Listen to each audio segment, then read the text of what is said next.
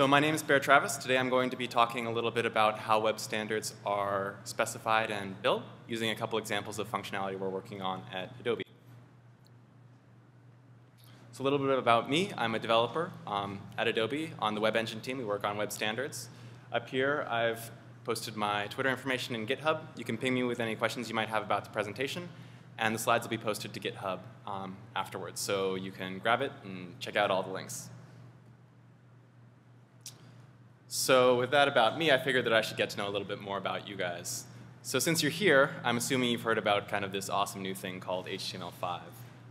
And what I'd like to know is how many of you have tried out an experimental feature in CSS3, one that's still kind of under active development? Okay, and how many of you guys have tried out regions and exclusions? Any of you guys read the specs? I've got a couple of Adobe hecklers over here, so they should know what I'm talking about. So good. I actually have stuff to talk about and hopefully things that I can tell you today. So I wanted to start off just with an outline of what these features are. And so regions, it's a pretty simple concept. The idea is that you can take content from your document and put it into a flow, and then you can flow that content through a series of containers called regions. And so in this example up here, we've actually got two sets of regions. I've got a pointer here. So one of them is a numbered flow that's flowing from region 1 to region 2 to region 3 to region 4. And then we've got another flow that's flowing from region A to region B. And these sets of regions are called region chains. So if you hear me mention that later on, that's what I'm talking about. As an example of what the markup might look like, they're both CSS features. So for regions, what you do is you specify content that you want to put into your flow, and your flow is going to be what moves through the containers. So up here we've got an article that we're going to put into a flow named the article flow. And then we specify that regions 1, 2, 3, and 4 are going to pull content from that flow. And so by using flow into, we put content into a flow. And by using this flow from, we pull content from that flow. And the flow from is what makes containers regions. OK. So exclusions are a complement to regions. And what they allow you to do is they allow you to specify how content should wrap inside and outside of an element. So in this case, we've got a circle. And as you can see, content is wrapping inside of it. And then you can also see that to the right of it, content is wrapping around that same circle shape.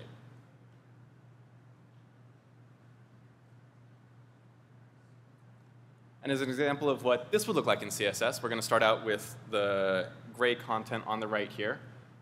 We're going to specify that content should flow on the right of that. So we're going to say that the wrap flow should start at the end. And so for a left to right layout, end is the right side. And it's important that we use the start and end terminology for something like a vertical layout, where it'll lay out from top to bottom instead of left to right. We're going to specify the shape outside. And in this case, I'm going to specify a circle that pretty much fills up the entire element. So it's going to be positioned at 50%, 50%, and have a 50% radius. And then we're going to give it a little bit of breathing room on the right with this shape margin. And what that'll do is that will push content slightly outside of the shape. So if you see right here, the lines on the right are not actually touching that shape.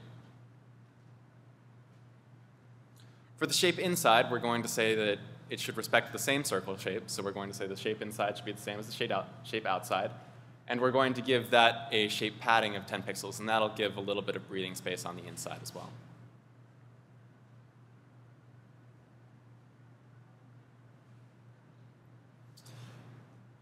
And so it turns out that regions and exclusions are a pretty good complement to each other. Regions define where content can flow, and then shapes and exclusions can define basically the way that that content can flow and the shapes that it should avoid.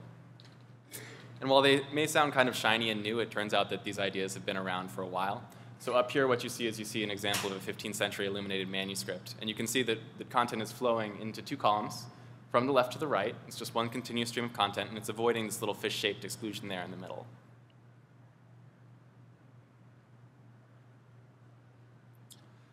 And regions and exclusions, of course, they're still used today. It's one of the reasons we want to put them on the web. And one of the ways they find kind of their most expressiveness is currently in newspaper and magazine layouts. So in this example, you can see that we've got content flowing through kind of 3 separate columns. The columns are all slightly different sizes and at different offsets. and you can see that they're kind of making space for other content. So the article content is flowing from these columns from left to right. And you can see that in the bottom right there, it's avoiding a pull quote and kind of a diagram. So you can think of this as setting up regions to flow the content through, and then kind of some exclusions down there in the lower right to avoid.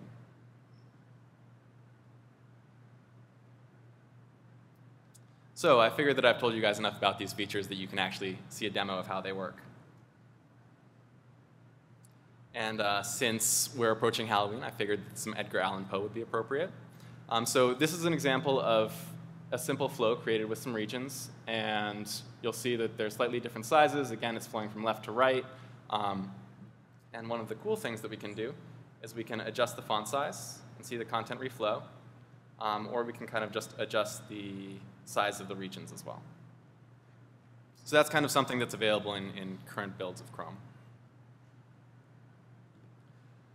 This second demo will show off shape inside, which is how we specify how text should flow inside of an element. So right here we can see the text for Nevermore by Edgar Allan Poe, and we can see the shape of a the shape of a raven. And if I turn on shape inside, we can see that the text will just flow within that shape. And I can zoom in a little bit to show you kind of that the text is respecting those bounds.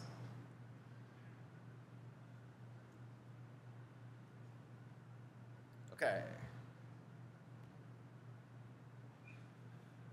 And so these ideas have obviously been around for a while in print, and while they haven't been worked on as standards until recently, people have actually been interested in using them on the web, and so some very ingenious web developers have been using various kind of tricks with markup and JavaScript in order to create these effects. So I wanted to talk a bit about what existed before these were standards. So I want to start off with a very simple example of just wrapping text around a circular shape on the left here. So this is kind of similar to a float, with the exception that you have to respect the bounds of this shape, whereas a float will just give you a vertical wrapping. And so Rob Swan wrote this article on Enlist-Apart a while ago about how to simulate this shape wrapping behavior by creating a bunch of very small floats that all approximate the widths of the shape you're trying to avoid. And you can go so far as to make all of these floats like 1 pixel high, and then you basically get the same shape that you're going for. But at the same time, you're adding all of these extra elements to your markup. So it's still a little bit of a hack. So for regions, there were a couple workarounds. The simplest of which was just you create these areas that you want to be your regions, and then what you do is you pull content and put it into these regions node by node until it fills up one of the regions, and then you move on to the next one, and then you start pulling content and putting it into the next region, and so on and so forth. And so this required a lot of DOM manipulation as you moved nodes around, and it also required a lot of layout because you actually had to figure out how big things were after you appended content to it. So it's a little bit slow, but it did work. There was an alternative approach to this, which was you would actually duplicate the entire stream of content for each region, and then you would position it within each region to simulate that it's actually just laying out that portion, and then you'd clip the overflow. And so this is another workaround, still not exactly ideal. So Adobe ran into these issues as we were trying to enable people to build kind of rich style layouts on the web. And we started off thinking, well, hey, there are these solutions out there, we can work with them. And then as we kind of moved forward with that, we thought, wouldn't it be cool if this was actually implemented in the browser? So we didn't have to deal with all of this extra markup and all of kind of this headache and making it work on all of the different browsers.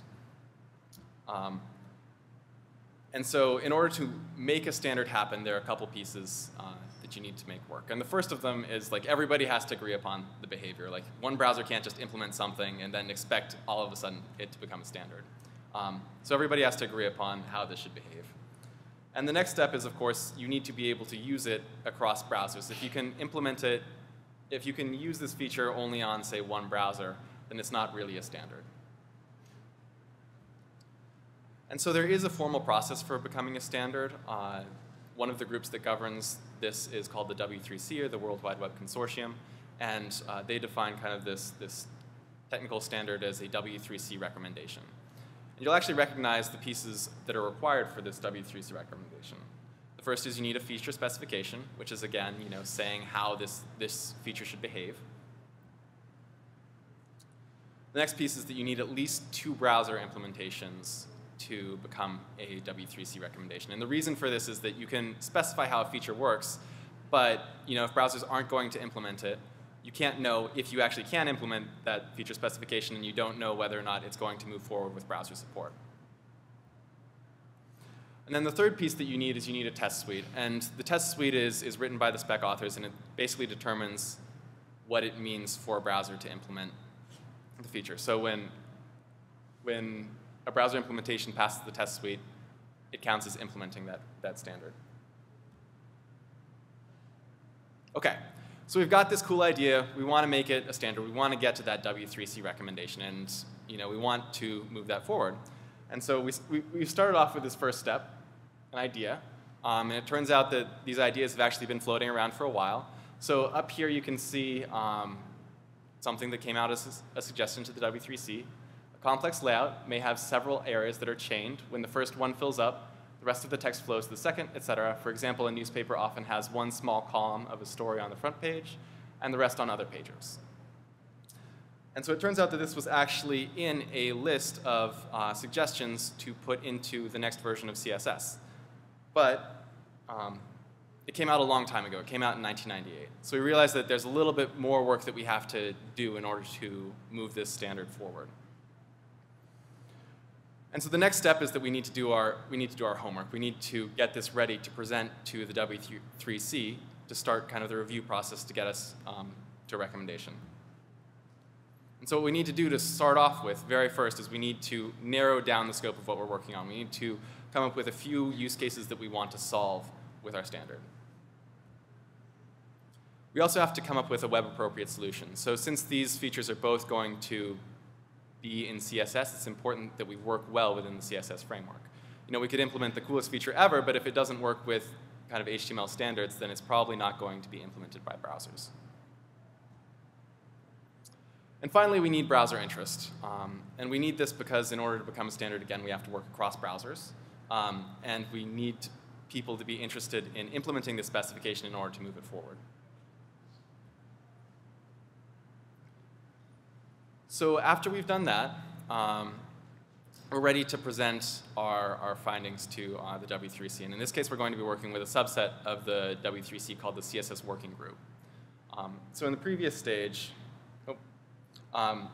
we came up with kind of a draft for what regions and exclusions should look like. And we talked to some vendors initially about kind of who would be interested in implementing this. And we found a subset of functionality that Internet Explorer would be interested in implementing as well. And so we kind of decided, like, hey, this is something that we can work on with another browser. So we came up with a draft specification. This kind of just outlines the functionality again. And the reason that we need this is that the W3C process is all about public review. And so you need to be able to tell people how this feature is going to work in order for them to actually review it. And the next up is a functional prototype. So when we presented regions and exclusions to the CSS working group, we wanted to show them how these features would work because, specifications tend to be a little bit long, they tend to be a little bit dry. And so if you can show people all the cool stuff you can actually do with regions and exclusions, they're going to be much more excited about it. And so, in our initial prototype, you could do cool stuff like this. You could use shapes, and you could wrap text around it.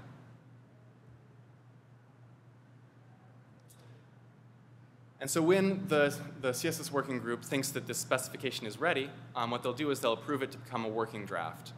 And the working draft means that they think it's ready for public review. It's not guaranteed that the specification is going to go on to become an actual recommendation, but they think that it's promising enough that it's worth publishing and it's worth people taking a look at.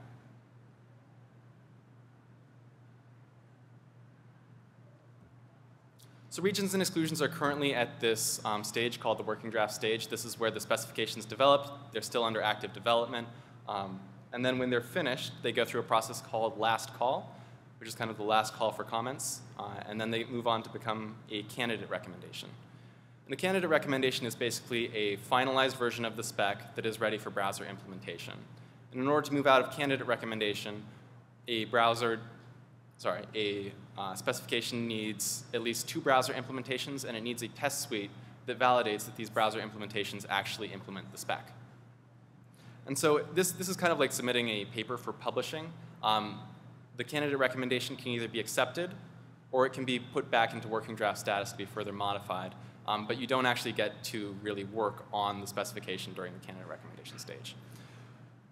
So after those 2 browser implementations and the test suite are in place, the candidate recommendation can go on to become a recommendation, which is what browsers can actually implement and say they support a feature. So in theory, at the working draft stage, you don't actually have to implement any of these features in the browser. But what we found is it's really hard to say whether or not a feature is ready to be implemented without actually implementing it in at least one browser. So we found that through cycles of specification and implementation, we can actually learn a lot about the specs. And with Microsoft implementing it in Internet Explorer and with us implementing it in WebKit, we can kind of compare notes about how these features are implemented, and we can find out things that we need to work on. So areas of the spec that need clarification and edge cases that need a little bit of polishing out. So I wanted to give you a couple examples of those. So if you go back to shape inside, the content flowing within this circle in white here, it's pretty simple. Like, you have this shape, you want content to flow inside of it. And we started out implementing this in WebKit, and what we found was that while the general idea was pretty simple to implement, we weren't quite sure what to do with content once it had overflowed the shape. What happens if you have too much content to fit there? And the spec authors knew that this was an area that was going to need to be specified. They had filed a bug against it, and they even had some suggestions for what the behavior might look like. But they hadn't actually gotten around to writing that section of the specification yet. And so as we were implementing it, we felt like we kind of had a handle on how this might work. And so we came up with 3 proposals, and we wound up recommending one of them. So in the first proposal here on the left, the idea was that when content overflows the shape inside, you just push it outside of the shape. And so like that last line, which could potentially overlap the bottom of the shape inside, which is the rectangular white area here, we just push it outside of the shape. So no content is allowed to sit on the border of the shape inside. And this was a little bit weird because basically you'd notice a gap between lines on that last line of text. So the next proposal that we came up with is, since we can't use the line bottom to determine how wide this segment of text should be, we can just use the line top, and we can allow that line to sit on the edge of the shape inside. And so this will have continuous lines of text. It'll flow pretty nicely, but at the same time, the width seems a little bit odd. It can kind of not respect the shape. So for example, here you can see that this doesn't exactly look like a rounded rectangle. And so for our third proposal, we said that we can actually use the height remaining in the shape inside for that line. And so we can actually use the top of that line and the bottom of the shape to determine kind of the minimum width that this line can have. And so this is the one that we wound up proposing, and the spec authors wound up incorporating it into the specification.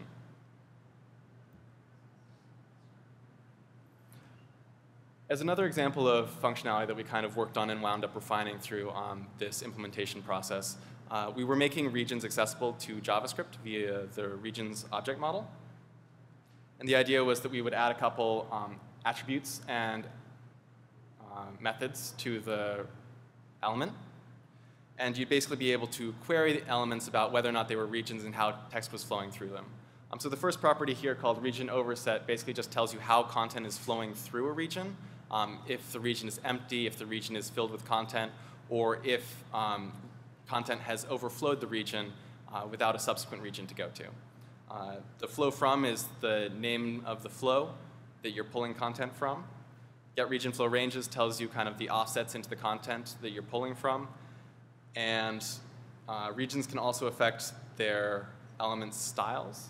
And so it was important to be able to get the computed style for content that flows within this region. And what we thought initially was that since these attributes and methods can be called on elements that may or may not be regions, Like, we thought that in the case where these elements are not regions, we should throw an exception. We should tell you that, it doesn't really make sense to call these attributes or methods on an element that isn't a region. And so we wound up implementing that, but it had a couple of interesting side effects. The first of which is, if you want to do something like run a simple switch statement on, say, the region overset attribute, you have to do your normal processing for all of the cases where it's a region. And then you also have to surround all of that code in a try-catch block in the case that it's not a region, and you need to just make sure that your code continues to work. So, in the top you have your handle your regions cases, and in the bottom you handle your non-region cases. And what we found is, developers would generally like to make this simpler. They'd like to just have a simple undefined or null value for region overset. They would like to put everything in a single switch statement. The other thing we found when we implemented this behavior is that WebKit actually has a whole bunch of tests that basically iterate over element properties and their values, and they kind of enforce this assumption that when you do that, you're not going to get exceptions. And so as soon as we implemented this behavior, we wound up breaking a whole bunch of WebKit tests. And so we decided that we should maybe make this interface a bit simpler. So what we did was we removed those exceptions. The code can now be cleaner. And we also found ways to remove certain attributes like flow from, because it was possible to get those through other methods, like getting the computed style on a region.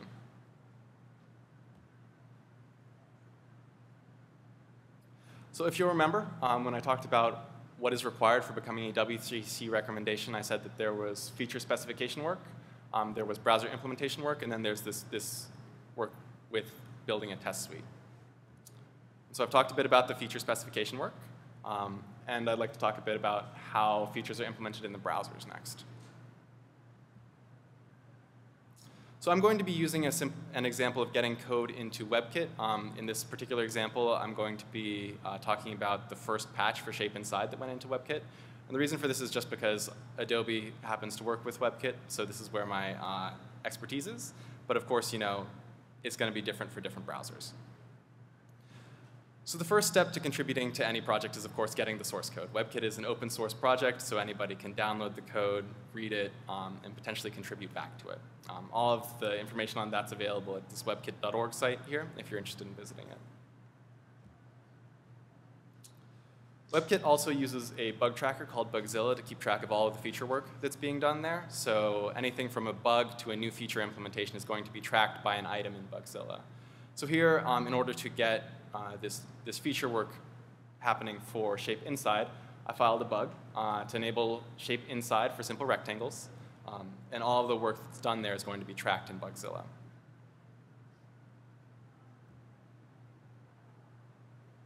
Next step, perhaps a given, you actually have to build something.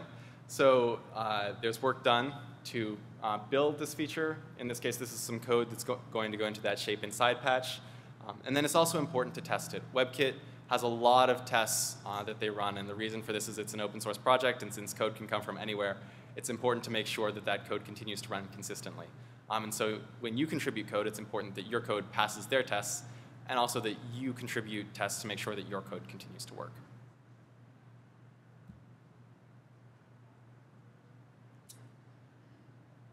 So when the code is finally ready for review, what you can do is you can upload it as a patch to Bugzilla.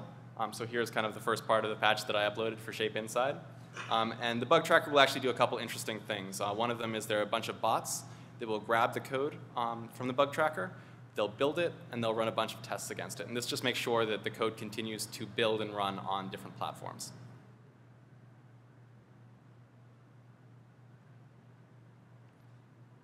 So finally, when you've done all of this work implementing and posting it to Bugzilla, it's ready to get your patch reviewed. And there are two different parts of this public feedback. The first is just kind of general feedback. When you're implementing a new feature, it's important to make sure that people in WebKit know about it. So there's this WebKit mailing list, webkitdev at list.webkit.org. It's important to kind of announce big new things that are going into WebKit there so that people have a chance to give feedback on it, especially if they think it's going to interfere with other features in WebKit. And so it's important to be responsive to that feedback as well. But after that, you're actually going to have to get each individual code submission reviewed by an expert called a reviewer to get the code into WebKit. And when a reviewer actually looks at your code, they're going to look at it in really excruciating detail. They want to make sure that everything really, really works, and that you're not messing anything up. So you're going to see, comments as specific as, please use full sentences for your comments. Make sure they begin with a capital letter and end with a period. And for this particular patch, it was kind of a big piece of new architecture. And so the review process actually took a bit longer than usual. This patch had about 10 rounds of feedback, 24 versions of the patch, and took about 6 weeks to get in. That's by no means typical. This kind of just laid new foundation work, so it was really important that it was stable. Subsequent patches to this area maybe took anywhere from a day to a week to get in, depending on how big they were.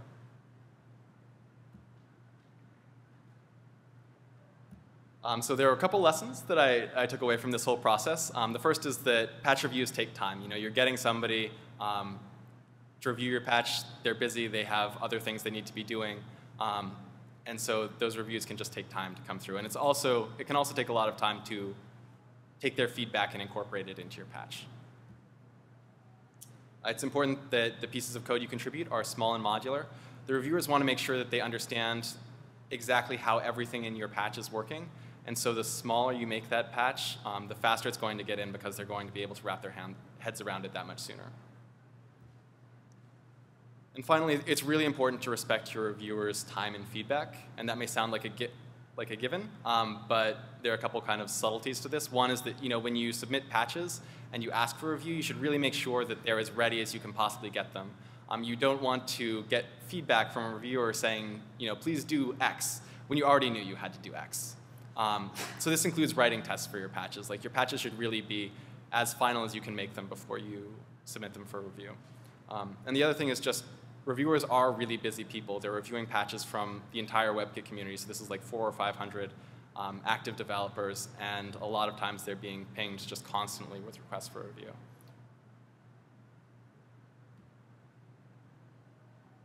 Okay, so it may sound like a lot of work to get features into WebKit because the code is always held to a really high standard. But this actually enables some really cool stuff. So when we get our patch into source code, first of all, it's rolled into nightly builds. So Chrome and Safari both have nightly builds that are publicly available. They're still mainly for development testing, but you can grab them and try things out. And then from there,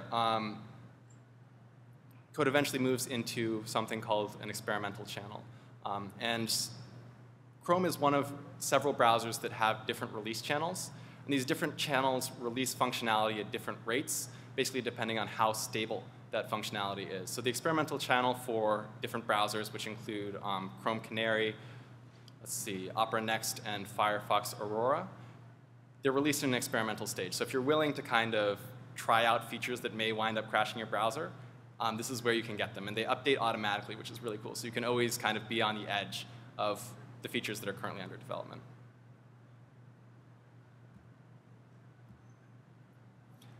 And from there, code eventually moves on to the stable channel, like your everyday browser. So for example, just Chrome.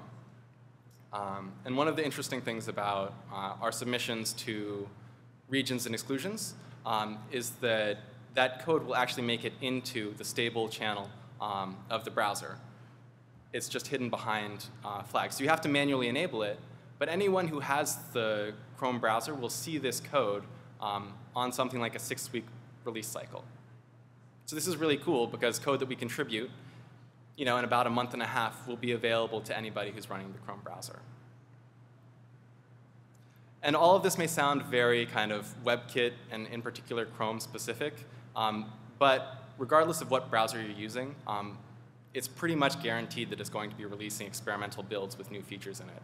I have a link at the end of this slideshow that has basically the development builds to all of the major browsers, and I encourage you to check them out.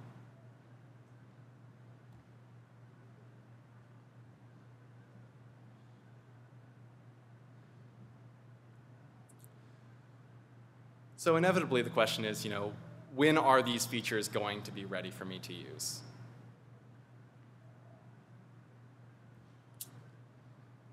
And my question for you is, how ready do you need them to be? So hopefully, throughout this talk, I've shown you that these features are constantly evolving, they're constantly in motion. And the other thing is, people were using these features before they even came up as standards. You know, those float solutions and kind of the JavaScript ways that people were getting around regions. People were using those before we mentioned them as standards. So regions are currently, they're pretty functional. They're still experimental in Chrome and Internet Explorer. But if you enable them in Chrome through that flag, there's a pretty substantial amount of functionality for you to try out there. We've just started getting exclusions into WebKit, so you'll be able to see them in Chrome Canary. And the exclusions, the actual outside part of them, is available for testing in Internet Explorer 10. So that's a little bit rough around the edges, but you can still try them out.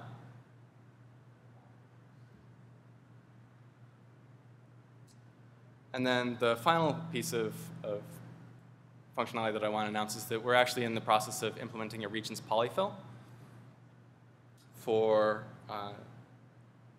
regions. And the idea here is that you can use the functionality now. It's going to be implemented with client-side technologies at first, and then as browsers implement them, you can move forward to those browser implementations.